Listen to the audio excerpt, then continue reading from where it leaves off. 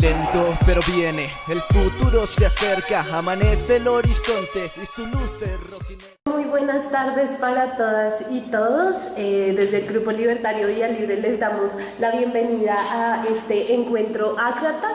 Antes de empezar, pues me presento, mi nombre es Paola, yo hago parte de Vía Libre desde hace ya varios añitos y bueno, hoy voy a estar a cargo de la moderación del espacio. Quisiera pues empezar disculpando o bueno ofreciendo una disculpa por los inconvenientes logísticos que tuvimos en relación pues al lugar y también por lo tarde que empezamos pues el encuentro, también por el espacio tan particular que nos prestaron para hacer la charla, pero bueno, ya estamos aquí, intentemos sacarlo de la mejor manera posible. Hoy vamos a tener pues una sesión dedicada a el tema del federalismo, socialismo y antiteologismo en la obra de Bakunin. Como lo presentábamos en la primera sesión de estos encuentros que está realizando el grupo, la idea que tenemos con este espacio es pues aportar en la formación y en la discusión en torno a la vida y la obra pues de Bakunin, teniendo también como pretexto, digamos, la presentación de las reflexiones que José ha hecho en relación al tema. Él es el ponente de todas las sesiones porque básicamente está haciendo su tesis de maestría en relación a la vida y la obra de Bakunin, y lo que queremos un poco es que él nos comparta pues las reflexiones que va haciendo en el transcurso de la construcción de su tesis de posgrado. Entonces, bueno, empezaríamos eso sí sin antes dar algunos avisos parroquiales. El primero es que aquí tenemos una pequeña mesa de publicaciones donde van a encontrar algunos textos de la organización, un texto que hicimos para el 1 de mayo, otro que hicimos conmemorando el 13º aniversario del asesinato de Nicolás Neira Álvarez, también el boletín Educándonos de la Coordinadora de Procesos de Educación Popular en Lucha y el periódico Desde Abajo. Entonces, para que ahorita se puedan acercar y tomar alguno de las publicaciones que están en la mesa. También recordarles que por ahí está pasando la hoja de correos para que nos regalen sus datos y podamos enviarles el registro audiovisual de este espacio y las actividades que vamos a hacer como Vía Libre en los próximos meses. Recordarles también que vamos a hacer varias actividades en lo que resta del mes. De hoy en 8 vamos a hacer un conversatorio sobre mayo del 68, miradas libertarias. El lugar está aún por confirmar, entonces para que estén pendientes de nuestros medios virtuales. Y ya, digamos, sin más preámbulo, entonces le damos la palabra a José. Muy buenas tardes, compañeros, compañeras. Estoy un poco intimidado por el espacio, pero bueno, hay que seguir. Pues compartimos esta reflexión pues con base en esta ponencia. La idea es combinar algunas nociones pues de la ponencia escrita con algunas pues diapositivas generales. La propuesta inicial es que hagamos una discusión por apartados, es decir, después de cada, digamos, los subpartes, si alguien pues desea ir interviniendo o preguntando algo, pues sería muy importante que lo hiciera, y luego pues una discusión ya general pues que obviamente moderaría Paola. Entonces arrancamos. Apuntes: Federalismo, Socialismo y Antiteologismo, 1868, Encuentros Ácratas, ciclo Mijaíl Bakunin. En este escrito se presenta una reflexión sobre el primer gran trabajo teórico de Mijaíl Bakunin, Federalismo, Socialismo y Antiteologismo, redactado en 1868. El mismo se divide en dos grandes apartados. El primero, un marco general, y el segundo, un análisis del texto. El marco general se presenta un contexto global de la publicación de la obra y luego se ocupa de la biografía de Bakunin en este convulsionado periodo. El análisis del texto como tal se centra inicialmente en el apartado Proposición razonada al Comité Central de la Liga de la Paz y la Libertad. Es decir, que solo queda como en el inicio de esta obra. Contexto general. 1868 es un año interesante. Por un lado, América del Norte y particularmente los Estados Unidos, el presidente Andrew Johnson, político sureño y antiguo vicepresidente Abraham Lincoln, en medio del desarrollo de su política de reconstrucción, es sometido al procedimiento de impeachment, el primero de su tipo en la Edad Moderna, por los vetos de su administración a los intentos de universalizar los derechos civiles en el sur recién derrotado. En noviembre de ese mismo año resulta electo por amplia mayoría el republicano y antiguo jefe del ejército unionista Ulysses E. Grant como nuevo presidente, quien mantendría la paz con potencias europeas como el Reino Unido y España, al tiempo que buscaría la anexión de República Dominicana. En América Latina, por otra parte, se publica en abril el folletín El Álbum. Hay un error de redacción. De Cuba publica sus primeros versos el poeta modernista José Martí, por ese entonces estudiante del Instituto de Segunda Enseñanza de La Habana. El día 23 de ese mismo mes, es decir, de abril, inicia el Grito de Lares, dirigido por el venezolano Manuel Rojas en Puerto Rico a favor de la independencia de la isla frente al Imperio Español, movimiento insurreccional que sería finalmente derrotado. Conectado con lo anterior, el 10 de octubre se produciría en Cuba el Grito de Yara, liderado por Carlos Manuel de Céspedes y la llamada Junta Revolucionaria, que da inicio a la llamada Guerra de los 10 años. En este periodo se canta por primera vez la bayamesa, que posteriormente sería considerada el himno nacional cubano. Ya en Sudamérica, en agosto se suceden los terremotos de Tacna en Perú y Otalvo en Ecuador, que se saldan con 25.000 y 40.000 víctimas mortales respectivamente. En ese mismo año se nacionaliza la aduana de Buenos Aires en la República Argentina, sentando las bases de un sistema tributario nacional. En Europa Occidental se sucedía el 19 de septiembre, perdón de nuevo la reacción, la Revolución Gloriosa o de septiembre en España, protagonizada desde Cádiz por el general Prim, organizada por militares y algunos elementos civiles de los partidos democráticos y progresistas, que derroca al gobierno autoritario de Isabel II y lo sustituye por el llamado gobierno provisional. El movimiento supone el inicio del llamado Sexenio Democrático en el país ibérico, que termina con la proclamación de la Primera República en 1873. Esto se presenta en medio de la crisis económica española de 1866, iniciada por la crisis de las compañías ferroviarias y la llamada crisis de subsistencia de 1867 por las malas cosechas del periodo. En Asia Oriental se presenta en Japón la derrota militar del shogun Yoshinobu, que implica el fin, tras 264 años de dominio, del shogunato Tokugawa y suponía el restablecimiento del poder absoluto del emperador, que había sido coronado en 1867. El proceso se inscribiría en la llamada restauración Meiji, con la que se ponía fin al aislamiento cultural del país y abolirían las castas y los privilegios nobiliarios e iniciaba una profunda revolución industrial. Mientras tanto, en Rusia era conquistado el Emirato Uzbeko de Bujará, en Asia Central, actuales territorios de Uzbekistán y Tayikistán, por el Imperio zarista dirigido por el reformista Alejandro II. Ese mismo año se firma la llamada Declaración de San Petersburgo, donde se acuerda la prohibición de cierto tipo de proyectiles en tiempos de guerra, tras la experiencia de la Guerra de Crimea. Por otro lado, Dostoyevsky, por ese entonces ya un autor consolidado, inicia la publicación en el periódico El Mensajero ruso de la novela El Idiota. Entonces hay algunas referencias a algunos de esos sucesos en la diapositiva. A la izquierda tenemos como una factoría en Japón, con la restauración Meiji, pues inicia la revolución industrial japonesa y pues el antiguo país marginal pues se convierte en un imperio colonial pues al inicio del siglo XX.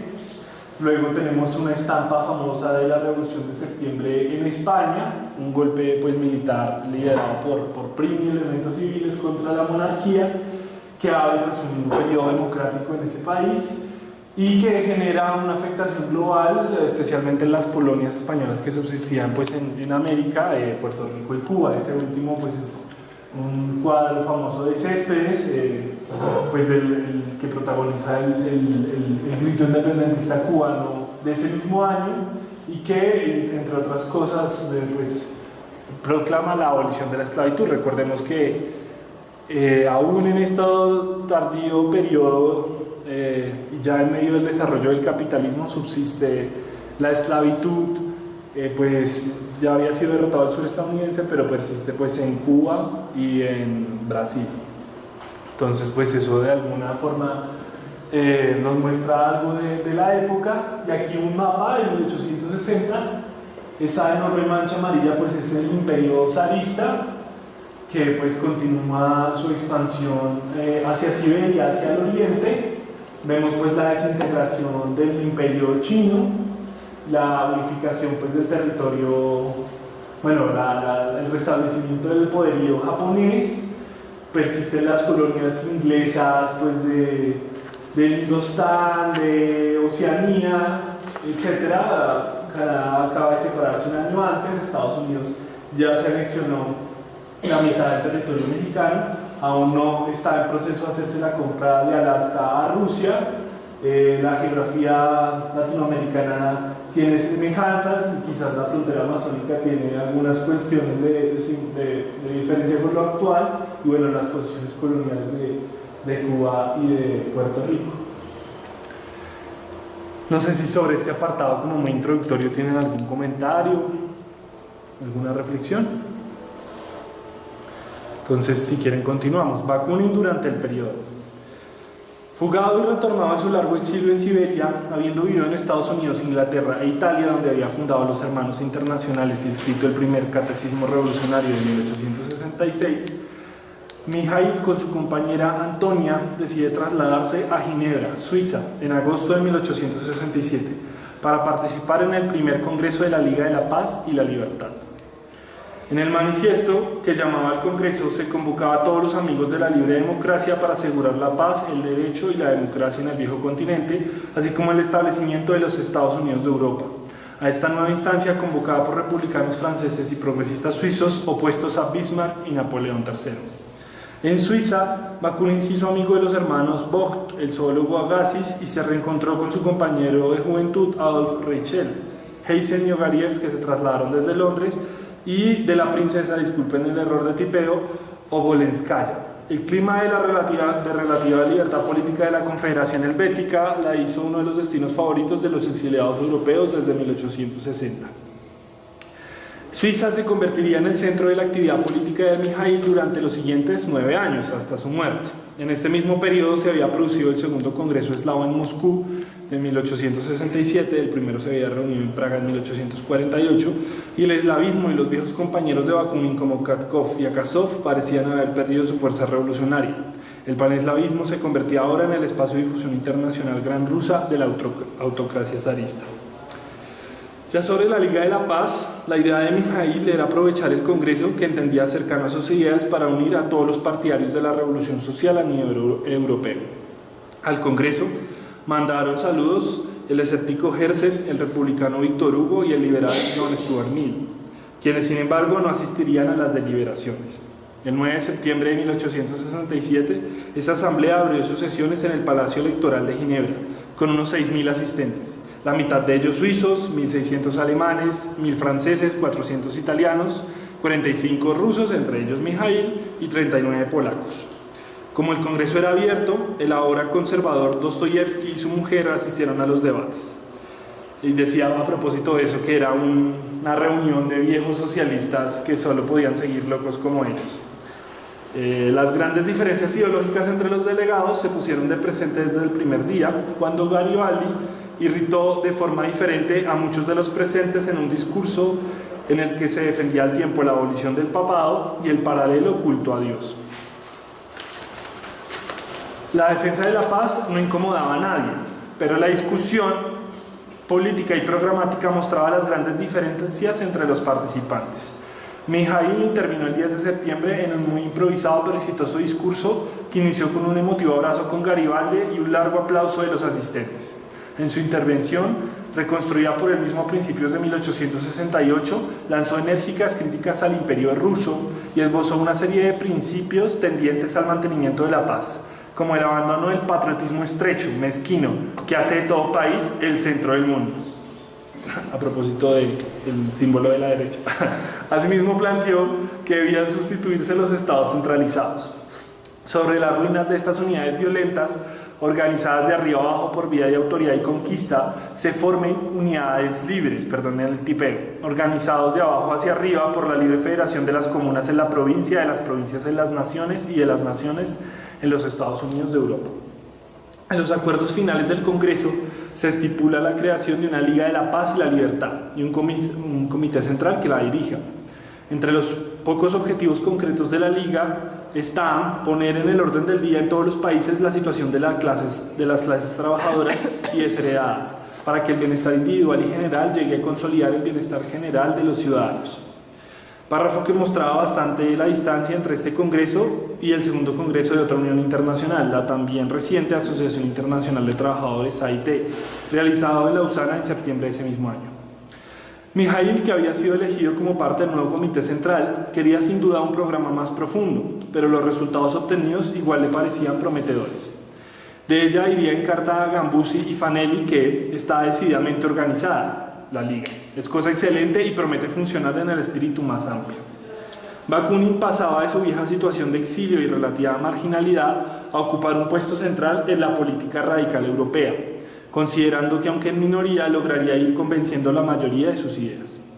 En noviembre, los Bakunin se trasladaron al Verbey, donde residía Obolenskaya y su compañero Morokowski, participante del levantamiento de 1863 en Polonia, partidario de Bakunin y antiguo integrante de la Hermandad Internacional, que también ocupaba un puesto en el Comité Central. En esta pequeña localidad, entiéndase Verbey, Mijaíl emprendería la elaboración del escrito Federalismo, Socialismo y Antiteologismo, voluminoso y radical.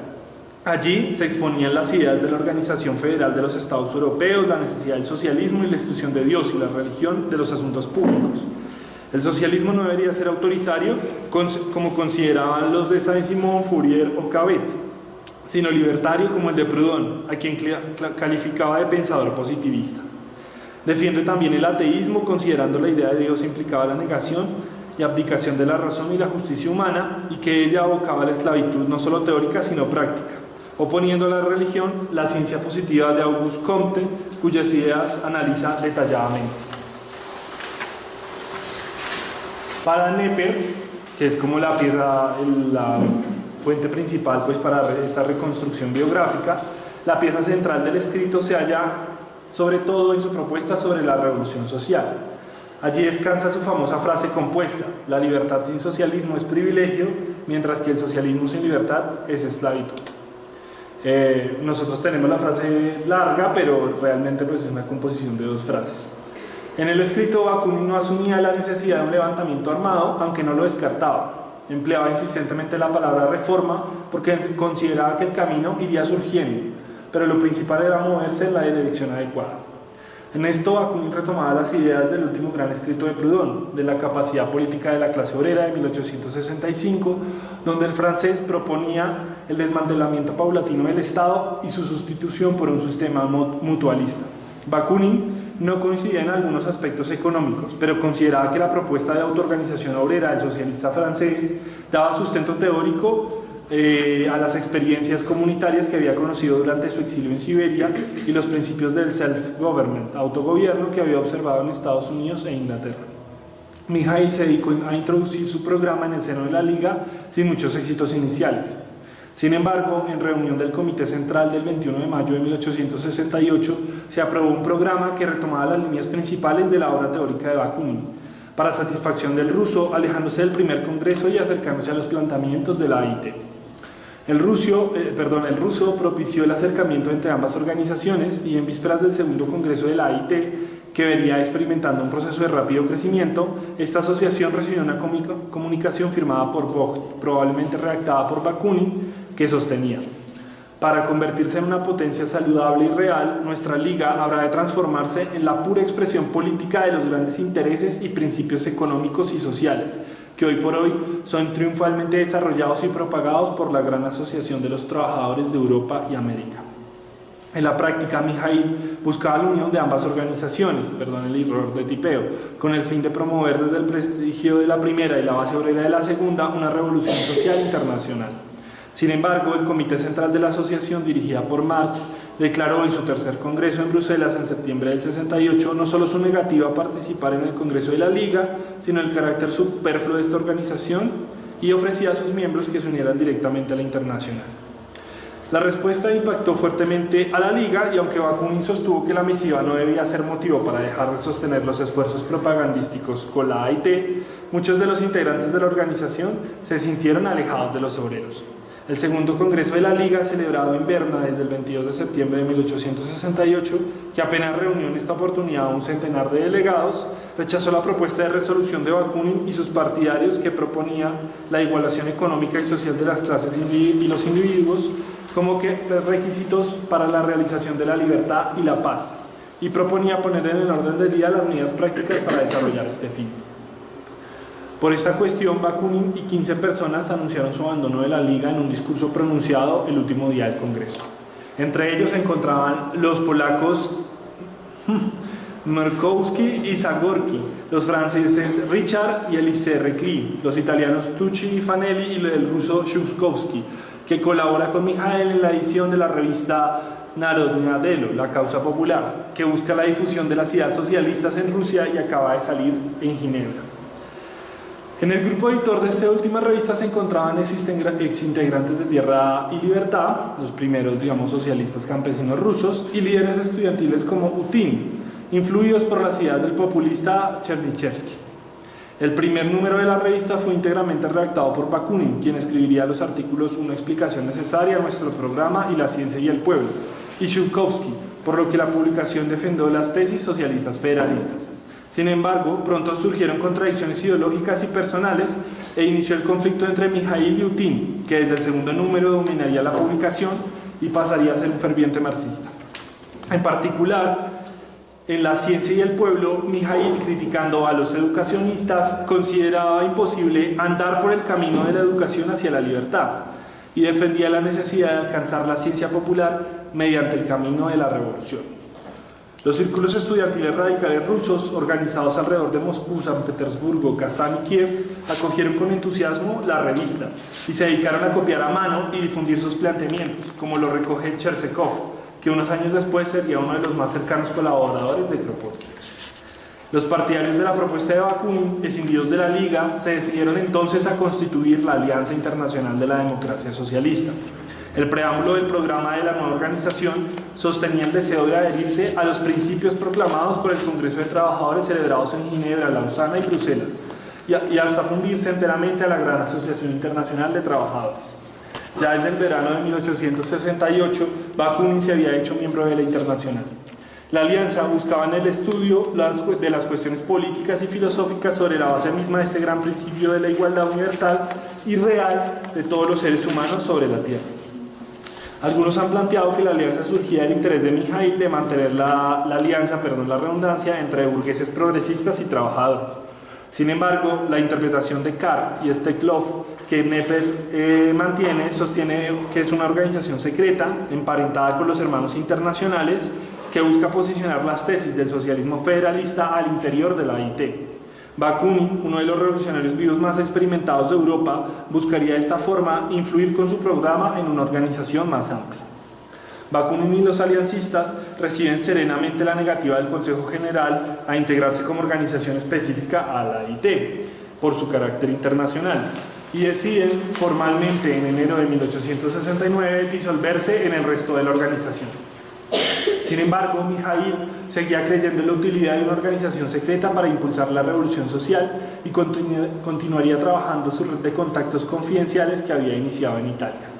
Reunir metódicamente a personas con sus mismas convicciones y hacerlo a lo largo de toda Europa distinguía a Mijail de otros revolucionarios del periodo. En este marco es que se explica el interés de Bakunin por enviar a algunos miembros de su organización a la España que atravesaba la Revolución de Septiembre, lo mismo que otros revolucionarios europeos como Mazzini y Marx. Así, en octubre y noviembre de 1868 se desplazaron hacia territorio ibérico los aliancistas franceses Elie Reclus y Aristide Rey, así como el italiano Giuseppe Fanelli.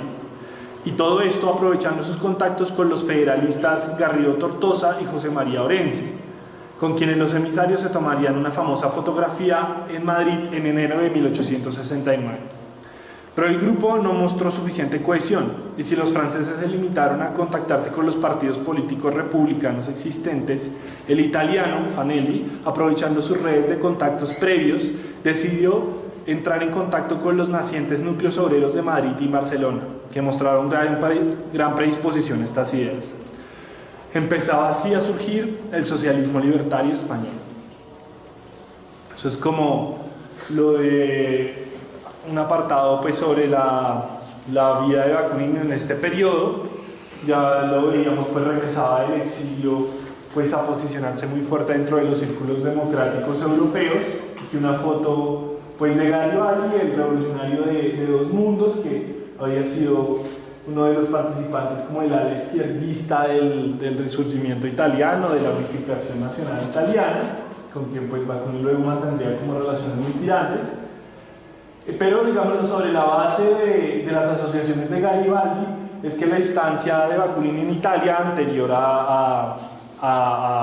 pues al periodo suizo pues va a desarrollarse la propuesta de la hermandad de los hermanos internacionales y estas propuestas políticas. El de la mitad es un cartel de membresía a la alianza. La libreta tiene el nombre, la fecha, la profesión que se ejerce y allí se afiliaba a la alianza. Está firmada por los secretarios y demás. Es interesante porque la fecha es posterior a la disolución formal de la alianza en enero del 69. Más razón para creer pues, que la idea de que la alianza se disuelve al entrar a la IT pues no se sostiene, sino que la misma continúa funcionando después del ingreso de sus integrantes a la Primera Internacional. Y aquí está la famosa foto referenciada. Encontramos pues los 5, digamos, los seguidores de los planteamientos de Bakunin. En la silla estaba Fanelli, que es el más famoso, que sería pues el responsable de introducir, bueno, de propagar los planteos tanto de la Alianza como de la Asociación Internacional de Trabajadores en España, y también jugaría un papel en la difusión de esas ideas en Portugal.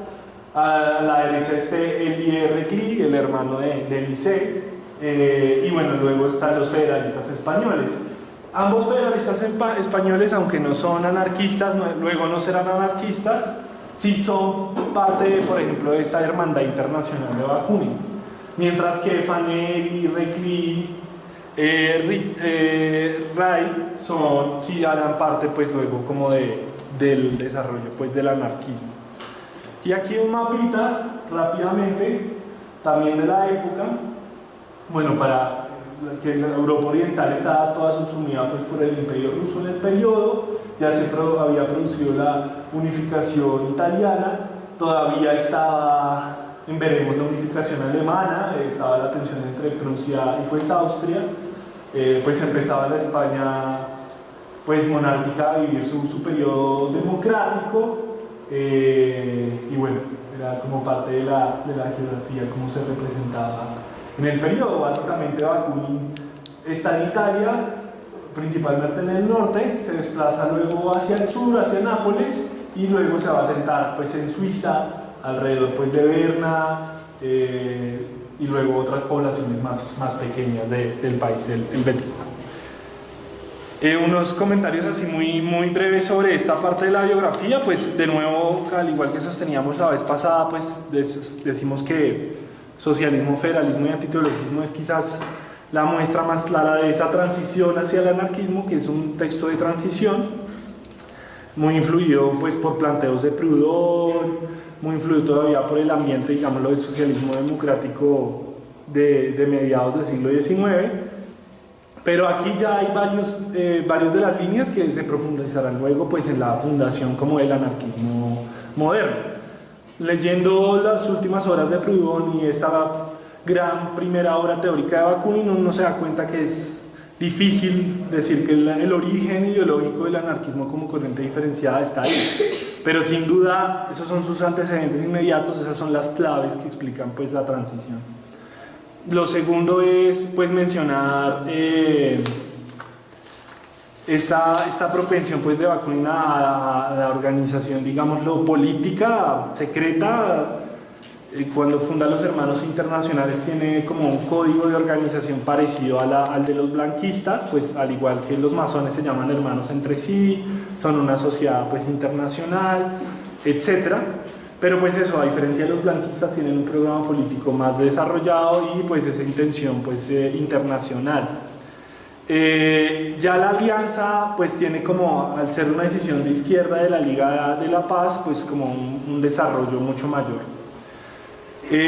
Ahí viene lo otro y es, bueno, uno dice, Marx desde el 64 estaba en Londres pues participando de la AIT y Bakunin recién llegado de su exilio pues se va a juntar con estos liberales en este congreso, que sería como una visión teleológica que se puede entender. Sin embargo, el gran congreso del 67 pues reúne a 6.000 personas y gran parte de la intelectualidad progresista de la época. Así era como un espacio que era difícil de perderse. Parecía en la época que era el espacio en el que había que estar. Mientras tanto, Marx, sin nunca ser pues un trabajador de base ni tener contacto demasiado directo con eso, pues está haciendo más, es una organización de hormiga, de acumulación lenta, de enlace, que todavía no es tan explosiva. Es en ese justo periodo del 67-68 cuando la primera internacional pues empieza a crecer exponencialmente. Entonces sí, Marx está en la IT desde la fundación y Bakunin en cambio está discutiendo con los grandes liberales europeos, pero pues también se explica pues por las características mismas de ese Congreso de la Paz y la Libertad. Lo segundo tiene que ver pues con esta situación de la organización social y la organización política, que es una de las claves pues que vamos a desarrollar en este ciclo de encuentros ácratas.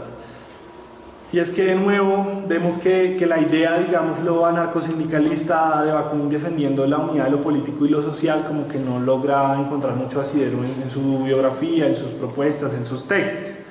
Más bien Bakunin está anticipándose al dualismo, a la división entre la política y la organización política, como por ejemplo una organización minoritaria pero activa, y la organización social amplia de diversas orientaciones, que vea que en el Congreso de la Liga hay diversas orientaciones como algo positivo que puede obviamente traccionar hacia su posición, pues muestra que no está pensando en que la organización social necesariamente pues tenga que tener un cierre ideológico muy fuerte. Sin embargo, luego ya con este texto, con federalismo, socialismo y antiteologismo, pues va a intentar darle un carácter más programático, porque la Liga la piensa Bakunin más como una organización política que como una social, y más bien pensaría como emparentar la Liga con la AIT.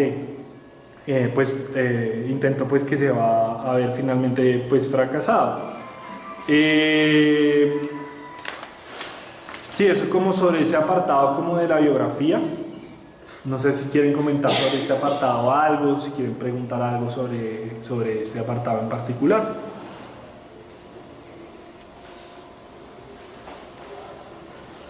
Listo. Igual obviamente volvemos ahorita al final y podemos dar las discusiones que nos hayan quedado en el tintero.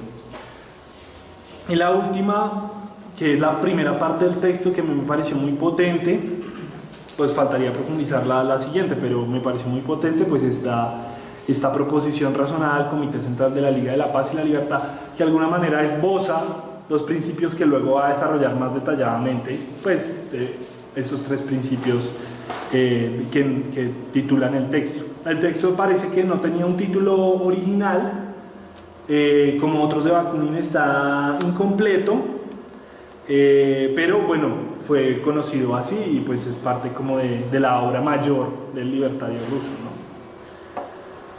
Bueno, este escrito, proposición razonada al Comité Central de la Liga de la Paz y la Libertad. Este escrito inicia como una proposición cuyo objetivo dice ser la consolidación de la organización y el desarrollo de los acuerdos establecidos en el primer Congreso, que no se habían trabajado extensamente en parte por la presión adversa de las autoridades de Ginebra. Ahora en Berna deben desarrollarse estos principios en su integridad, desarrollando las grandes obras. El texto no pretende ser una discusión académica, sino una propuesta de los medios y medidas políticas para que la organización realice, disculpen el error. Pero sabemos que en política no hay práctica honesta y útil posible sin una teoría y un fin determinado. Sin más explicación, por más elevados que sean los sentimientos, se pueden terminar generando fines contrapuestos, empezando democráticos, republicanos y socialistas y terminando bismarckianos y bonapartistas. Mijaíl propone 1. Preparar un nuevo congreso de la organización. 2. Extender la organización a toda Europa y América con comités nacionales y subcomités provinciales. dejando a estos organismos con la autonomía necesaria y los plenos poderes para la propaganda y la incorporación de nuevos miembros, eso sí subordinados jerárquicamente al Comité Central de Berna. Y 3, fundar un periódico propio. Aquí anotamos que inicialmente parece que cuando Mijaíl manifiesta que busca actuar de acuerdo con los principios iniciales y fundacionales de la Liga, plantea una visión exageradamente idealista del desarrollo político del Congreso que él preside, rasgo que puede encontrarse a lo largo de toda su vida política. En el escrito se tiene una noción de que el desarrollo de la práctica política misma plantea unos principios generales que él, y esto podría entenderse el resto de los revolucionarios, deberían velar por desarrollar, complejizar y enriquecer en términos programáticos, afinando la reflexión sobre los medios y medidas más eficaces y certeros. Aquí ya hace una idea sobre la labor del liderazgo socialista, el desarrollo por medio del movimiento de un programa político. Para todas estas acciones, el escrito considera necesario establecer los principios que inspirarán y dirigirán por una parte toda nuestra propaganda, tanto verbal como escrita, y por otro servirán de condiciones y de base para la recepción de nuevos medios. Y el futuro de la organización depende de las disposiciones políticas, sociales, económicas y morales de los nuevos integrantes. Al formar una institución democrática no se pretende gobernar al pueblo, entre comillas, la masa de adherentes de arriba hacia abajo, y no se busca imponerle por autoridad las ideas, sino queremos al contrario que todos nuestros subcomités provinciales y comités nacionales, hasta el comité central e internacional mismo, elegidos de abajo hacia arriba por el sufragio universal de todos los adherentes de todos los países, se conviertan en fiel y obediente expresión de sus sentimientos, sus ideas y su voluntad. En perspectivas generales, la primera parte del texto es una defensa apasionada de la importancia del desarrollo, de desarrollar un programa político que aborde problemas y soluciones generales, como eje de una organización revolucionaria. Para esto sostiene la importancia de precisar principios, delimitar aliados y adversarios y enemigos, desarrollar estrategias de acción colectiva y adquirir un buen nivel de funcionamiento orgánico. Aquí hay una visión estratégica de la acción colectiva y una idea de la dimensión política como esencialmente movida por el conflicto y la oposición, que tiene sus raíces en su visión de la dialéctica.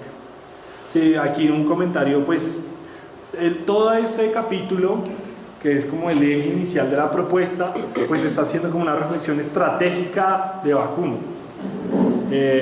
y está mostrando pues la importancia que él le da a la construcción programática pues para definir una organización. Por otro lado, y esto pues también es muy importante, pues está mostrándonos algo de su visión sobre cómo se desarrolla un programa. Y para él, digámoslo, hay unas ideas iniciales que provienen de la práctica concreta, de la práctica social real, que luego los revolucionarios deben pues desarrollar, complejizar, madurar y etc.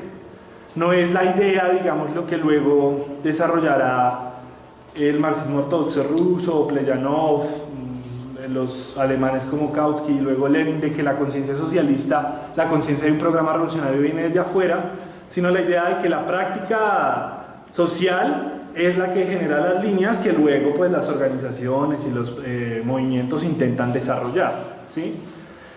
Pero ahí está la cuestión, no alcanza con, Bakunin no es espontaneísta, que es la acusación clásica de los marxistas y algunos de sus defensores que no lo han leído muy bien también plantean. Bakunin está diciendo necesitamos pero urgentemente el programa, pero este va a salir pues de la práctica real. Entonces pues ahí están como las dos dimensiones, ¿no? Ese pensamiento estratégico y cómo se desarrolla como un programa para él. Y la otra cuestión, bueno, esa visión de la política como conflicto, como confrontación, como oposición, que tiene mucho que ver con su propia visión filosófica, con su propia lectura inspirada pues por los jóvenes hegelianos pues de la obra de Hegel. De nuevo aquí encontramos que incluso en el principio, en tesis filosóficas simples, Bakunin y el liberalismo están chocando. Ni siquiera para definir los primeros términos hay coincidencia. O sea, no hay posibilidad de ligar, digamos, lo del liberalismo filosófico con Bakunin porque las premisas son contrarias. Entonces la idea de que Bakunin lo que hace es coger la noción de libertad liberal e incorporarla al programa socialista, pues es equivocada. Él está planteando otra base filosófica para este tema. Listo. Continuando con su exposición, Bakunin dice que aunque está dispuesto a someterse al voto de la mayoría en lo relacionado con la Liga, considera que este es el momento para establecer unas ideas que permitan que la organización no se desvíe del pensamiento y las intenciones de sus primeros fundadores y se mantenga el espíritu inicial de la misma, así cambien sus integrantes, evitando que personas que no compartan sus principios puedan ocupar sus puestos en la organización. Al defender la importancia de conservar los principios y la organización interna de la Liga por sobre los individuos concretos que la componen, defiende un sentido fuerte de la organización y abre las puertas a conceptualizar el cambio y el relevo de los integrantes. Mijaíl, que es él mismo un gran caudillo de la Revolución Europea, desea proyectar una agrupación sólida que saque a la Liga de su estructura caudillista basada en liderazgos personalistas. Esto es muy potente, o sea, es la preocupación de Bakunin de cómo la organización puede sobrevivir a sus integrantes iniciales y además cómo logra conservar como ciertos principios, digámoslo, originales. Y es interesante de nuevo porque una de las limitaciones de pensar la organización solo en términos espontáneos o la acción solo en términos espontáneos es eso, pues se sostiene por personas en situaciones muy particulares y si esas personas se cansan o se aburren, se acabó. Y la política pues obviamente está llena de eso y las personas nos cansamos y nos aburrimos, pero para Bakunin se trata de generar como una estructura permanente que mantenga esa actividad más allá de las personas. ¿Y quién es Bakunin? Un revolucionario del 48, una leyenda pues de la tradición revolucionaria europea. No es cualquier señor y sin embargo está diciendo, vea, las figuras pueden jugar un papel, pero lo importante es la organización, ¿sí? Entonces, de nuevo, hay otra matriz pues, para construir la acción política. Y bueno, en esta época electoral de estructuras caudillistas basadas en liderazgos personalistas, esto dice mucho, ¿no? Como la necesidad que ve Bakunin de construir proyectos colectivos más allá de la voluntad iluminada de un caudillo, etc. Es consistente, sin embargo, que este procedimiento limite el crecimiento. Así, el delegado de Basilea ha propuesto la incorporación a militares y sacerdotes, o la sección parisina que acaba de hacer miembros honorarios a jóvenes princesas de Prusia o Austria. Para esas adquisiciones supone la anulación completa de la organización, en un ambiente de equívoco y confusión, como el que el autor entiende ronda en este momento Europa. Para Mijaíl, los principios de la nueva organización en parte se contienen en el nombre, la Liga de la Paz y la Libertad. Por un lado, él considera que la conjunción de ambos conceptos muestra que nos distinguimos de los que buscan la paz a todo precio, aun al precio de la libertad y la dignidad humana. Se distingue de la sociedad inglesa de la paz, que considera la paz posible bajo la actual organización política de los Estados europeos. Por eso la organización, a diferencia de las secciones de París y Londres, no es o no debería ser ultrapacifista, sino que cree en la paz solo bajo la condición suprema de la libertad. En esta parte se critica el pacifismo conservador, que se limita simplemente a evitar el choque armado, pero conserva el status quo, que hoy ha surgido precisamente por el ejercicio de la violencia. Por oposición, defiende la paz quizás como un objetivo, quizás secundario e instrumental, subordinado a las ideas fuerzas más generales como la libertad y la democracia. A través de esta reflexión insiste en la necesidad del cambio social radical y la posibilidad de la violencia política revolucionaria como medio de transformación. Entonces hay dos apartados. Lo primero es, Bakunin dice, si no somos tantos en la liga, si perdemos masividad, no es lo principal, importa pues la cohesión, la eficiencia organizativa. Bakunin está pensando en una organización que hoy llamaríamos una organización política de cuadros. Y ahí está la clave, está pensando en que la Liga y la AIT se junten, en que los intelectuales, entre comillas, demócratas y los del movimiento de trabajadores se junten.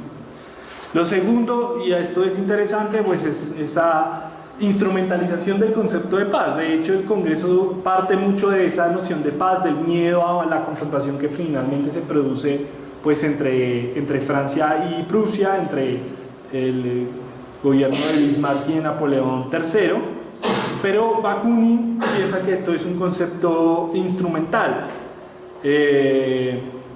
Pues de alguna manera critica mucho ese pacifismo pues conservador pues que simplemente sí, la no confrontación armada sería per se positiva. Quizás habría que hacer una lectura a partir de nuestra realidad hoy, de un país que ha sufrido pues la guerra y demás, y se puede discutir si la paz es instrumental o no, pero lo clave para Bakunin es sobre todo la libertad y la igualdad, que son como los motivadores de una paz que él sí considera deseable, auténtica y demás. Porque además ahí hay una situación histórica muy particular, y es que después de la restauración, y pese a episodios como de algunos enfrentamientos coloniales o la guerra de Crimea, el periodo desde 1815 hasta 1870 no presenta grandes confrontaciones europeas, por lo menos en el terreno de Europa occidental. O sea, alguien podría decir, la paz está hecha, y Bakunin dice, no. Y pues 2 años después pues se desata la guerra franco-prusiana. Entonces, digámoslo de alguna manera, nos permite pensar cosas de nuestra realidad actual. Hace muchos años no hay una confrontación abierta entre los estados principales del mundo, las principales potencias imperiales. Sería difícil llamar a eso de todas maneras paz por la cantidad de conflictos derivados que surgen en nuestro tercer mundo.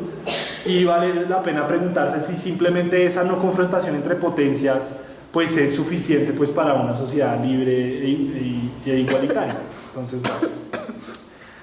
sobre el concepto de libertad, el ruso opina: la libertad es una palabra sublime que designa una cosa muy grande, que no dejará nunca de electrizar el corazón de todos los hombres vivientes, pero que sin embargo exige que se le determine bien, sin lo cual no escaparíamos del equívoco, y podríamos ver burócratas partidarios de la libertad civil, monárquicos constitucionales, aristócratas y burgueses liberales, todos más o menos partidarios del privilegio y enemigos naturales de toda democracia, venir a colocarse en nuestras filas, con el pretexto de que ellos aman también la libertad. Para prevenir esta situación, Mijaíl trae a colación los acuerdos de Ginebra, que desean fundar la paz sobre la democracia y sobre la libertad, por lo que para ser miembro de la Liga es preciso ser demócrata. No podemos dejar de advertir un apartado central del escrito. Para el ruso, la libertad es un concepto sí bello y poderoso, pero formal y abstracto, vacío de contenidos intrínsecos, que debe llenarse de características y condiciones concretas, que lo ligan a una constelación de principios políticos como la democracia y la igualdad. Bakunin en ese sentido defiende no un único principio universal, sino una constelación de principios mutuamente articulados, cuyo eje articulador puede ser sí la libertad, pero cuya realización depende de una fuerte asociación con la igualdad. Así se anticipa reflexiones contemporáneas como las del concepto de equilibertad, y rechaza la oposición liberal tristemente seguida por los marxistas burocráticos entre libertad e igualdad. Entonces, dice: ¿quién es enemigo de la libertad? ¿Quién va a decirse a sí mismo enemigo de la libertad? Nadie. El fascismo dice que hizo una revolución para la libertad, las dictaduras militares hacen y deshacen en nombre de la libertad. Galeano nos recordaba que uno de los penales más famosos del Uruguay durante la dictadura de Bordaberry era el penal La Libertad. Es una palabra muy, muy bonita, pero vaciada, pues no representa mayor cosa. Y para Bakunin en este momento, que quizás todavía no está tan desarrollada la noción de libertad social, que va a ser pues clave como en su obra más tardía, pues empieza a decir sí, la libertad en asociación con. Entonces no es un único principio, sino es una constelación de principios interconectados. La libertad para él es un fundamento, digámoslo, pero está interconectado con otros. Y ahí viene como la idea de que la auténtica libertad es por obligación igualitaria. De nuevo, hay una incompatibilidad filosófica desde el origen con el liberalismo, que supone que la libertad pues piensa a los individuos como átomos aislados, que cuando se asocian pierden capacidad, que asociarse es perder libertad, que el Estado de alguna manera es una forma de pérdida de libertad necesaria para organizar la sociedad, etc. Entonces, de nuevo, filosóficamente están en opuestos diferentes. Entonces, para Bakunin habría que defender el concepto de libertad, pero para eso hay que sacarlo del liberalismo.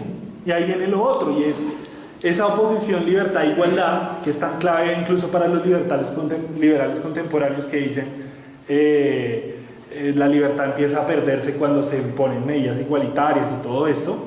Lo más triste, lo más patético de la situación es que luego el colectivismo burocrático que decía ser marxista jugaba con lo mismo. Entonces Khrushchev decía, estamos en una sociedad muy igual en la Unión Soviética, pero por eso mismo no podemos desarrollar la libertad. Y hasta hoy. Para Bakunin es una oposición falsa, filosóficamente falaz, que pues se trata de alguna manera de juntar ambas y pues de alguna manera anticipa lo que hoy pues algunos hablan de esto de equilibertad o libertad en equidad, etc. Continuando con su escrito, para el revolucionario ruso, esa acepción supone la exclusión de todos los aristócratas partidarios del privilegio, de algún monopolio o de alguna exclusividad política, pues la democracia sería, según la fórmula de Lincoln que cita, el gobierno del pueblo, por el pueblo y para el pueblo, comprendido como toda la masa de ciudadanos y ciudadanas que forman una nación. Una cuestión muy importante, y es desde el catecismo revolucionario, ya Bakunin está hablando de la importancia de que la mujer participe en todos los órganos de la vida con iguales derechos y deberes a los hombres, está hablando de que participen en las organizaciones, que tengan una voz propia en esto, y pues de nuevo, no hay un desarrollo súper profundo del tema, pero ya hay como esa insistencia. Lo mismo cuando habla del sufragio universal, pues incluye explícitamente en el texto pues a hombres y mujeres. Pues estamos anticipándose pues o conectando con, digámoslo, el protofeminismo y pues lo que luego ya sería la primera ola feminista liberal y socialista. Pero el concepto de democracia mismo es insuficiente, como lo refleja su uso por parte de los esclavistas norteamericanos, el cesarismo moderno y aún el imperialismo moscovita. Para el ruso, la democracia fundada en la libertad no es otra cosa que la república, y la monarquía constitucional es una unión incoherente con el privilegio. Ahí el problema con el privilegio. La Liga Tímida no se pronunció antes en ese sentido, pero al proclamar su deseo se declara implícitamente republicano. Aquí el ruso apela a la experiencia de la triste historia de Europa desde 1848 para afirmar que las instituciones monárquicas son incompatibles con el reino de la paz, la justicia y la libertad. Por otro lado, entiende la democracia como un principio bello, igualitario y redistributivo, en oposición radical a la aristocracia, los privilegios y el monopolio del poder. Esto no solo se justifica con base en el momento histórico en donde Europa es extensamente gobernada por monarquías autoritarias, sino por un sentido igualitario fuerte que piensa que el gobierno del pueblo solo es eficaz en tanto modifica las condiciones reales de privilegio. En ese sentido, es notable que entiende la democracia como una forma de organización que de abajo hacia arriba y la función de los órganos directivos como la ejecución de mandatos previamente decididos, que lo pone en la perspectiva del autogobierno local y una idea de representación fuertemente acotada al mandato asambleario previo. Esta idea, digámoslo, liberal republicana de la representación, que la clave de la democracia contemporánea es la representación, pues Bakunin dice, realmente es la ejecución de mandatos. ¿Sí? Vuelve al punto anterior. Quizás no niega el rol del delegado o del representante, pero lo vuelve a poner en la perspectiva de que pues se trata de seguir mandatos, ¿no? Y de alguna manera son muchas de las formas que desarrollan los movimientos pues, sociales con la idea del mandato, o pues esta idea de los indígenas zapatistas pues del al mandar obedeciendo, ¿no? Paso seguido, Bakunin hace profesión de fe y se declara como socialista ruso y como eslavo, para pasar a sostener que el único valor de la palabra república es el valor negativo, de oposición, el del ser el derrumbamiento o la eliminación de la monarquía. Para Mijaíl, que desde su odio a la monarquía piensa que el derrumbamiento de este sistema es condición previa y condicionante para la emancipación de la humanidad, pero no es la emancipación.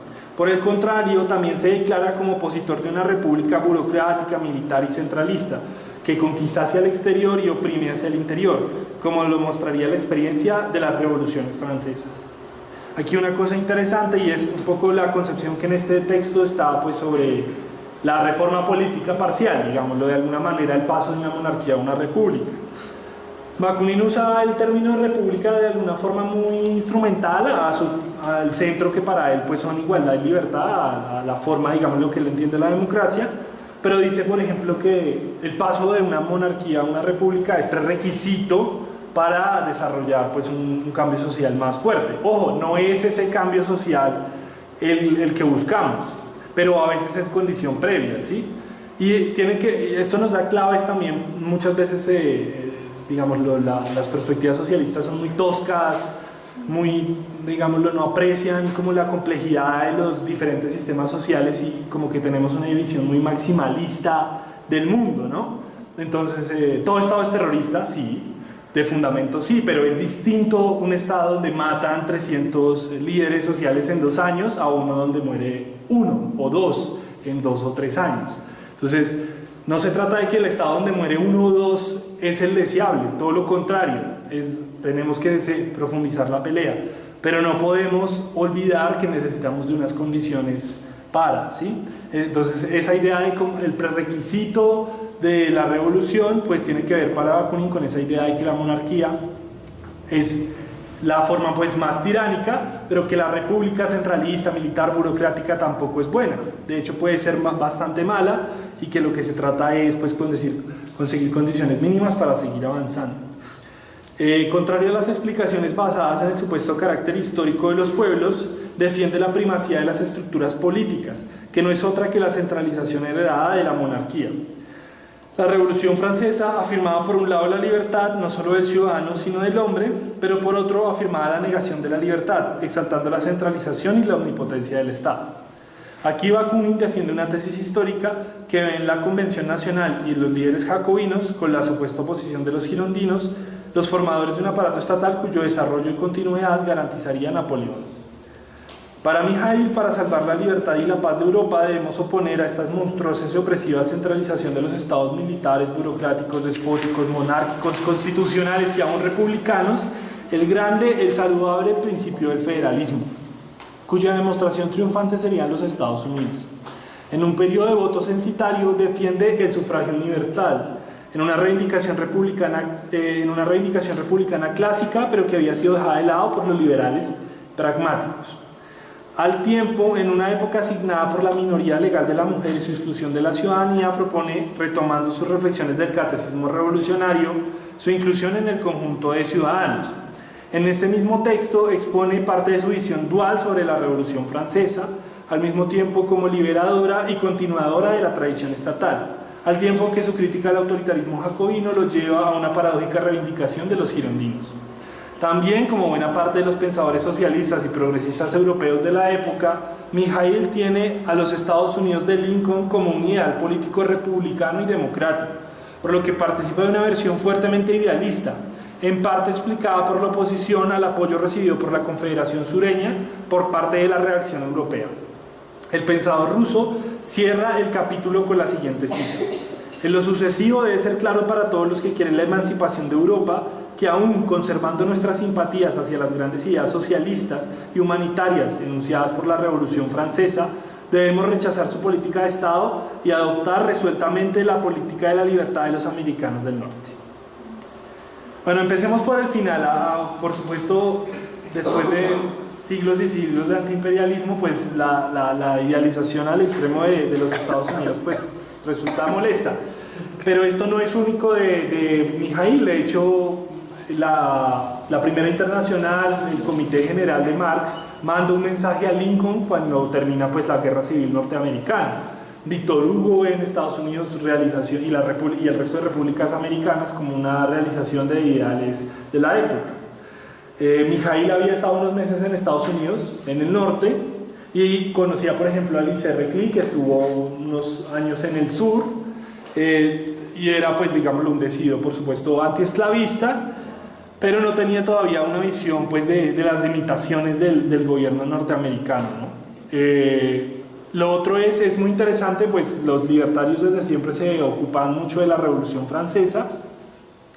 Pues el propio Kropotkin escribirá un libro pues importante sobre el tema, y luego ya más de forma más contemporánea, activistas como Daniel Guerán, pues que es un gran renovador del pensamiento anarquista, que introduce la cuestión homosexual, decolonial, de la liberación negra, etc. Pues es también un historiador de la revolución, y pues como que reivindican tanto Kropotkin como Guerán pues elementos muy potentes de la revolución francesa. Posiblemente por ignorancia histórica, Bakunin no conozca tanto estos aspectos y hace una reivindicación rara como de los girondinos, pero no tanto en el sentido de ser la oposición leal al rey o ser pro esclavitud o cosa parecida, sino más como en esa idea de refrenar el poder centralista que defendían los jacobinos. De todas maneras es importante recordar pues que a la izquierda, la izquierda de la Revolución Francesa, de los sans-culottes y demás, pues fue reprimida duramente por los jacobinos. Entonces pues no es tan poco descabellado la crítica, aunque parece algo injusto. Bueno, de nuevo lo de la participación de la mujer, entiendo que en Escandinavia, en algunas zonas rurales, hay algún tipo de participación política, y ya a finales del siglo bastante limitada pues en Oceanía, en algunas partes de los estados australianos y luego de Nueva Zelanda, pero de todas maneras pues esta es una reivindicación que comparte pues Bakunin con el que empieza a hacer pues como en ese tránsito hacia el movimiento feminista, ¿no? Insisto que no es un desarrollo súper profundo, pero pues lo está escribiendo pues en su primera obra filosófica, muestra un interés insuficiente, pero un interés en el aspecto. ¿Qué más?